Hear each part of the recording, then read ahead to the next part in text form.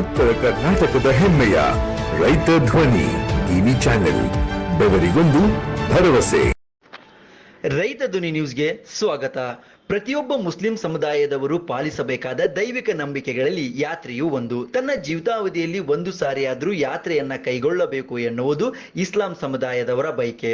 ಅದರಂತೆ ಶಿಗ್ಗಾಂವಿ ತಾಲೂಕು ಜಕನ್ಕಟ್ಟಿ ಗ್ರಾಮದ ದಂಪತಿಗಳು ಉಮ್ರಾ ಯಾತ್ರೆಯನ್ನ ಕೈಗೊಂಡಿದ್ದಾರೆ. ಅಮೀರ್ಜಾನ್ ಬಂಕಾಪುರ್ ಸೈರಾಬಾನು ದಂಪತಿಗಳು ಉಮ್ರಾ ಯಾತ್ರೆಯನ್ನ ಕೈಗೊಂಡವರು.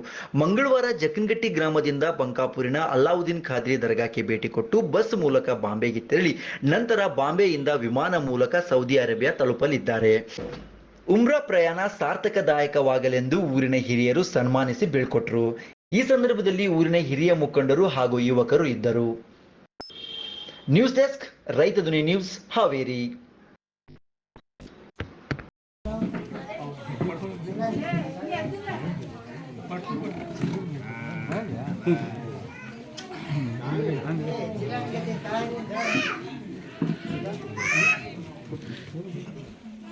Kabar?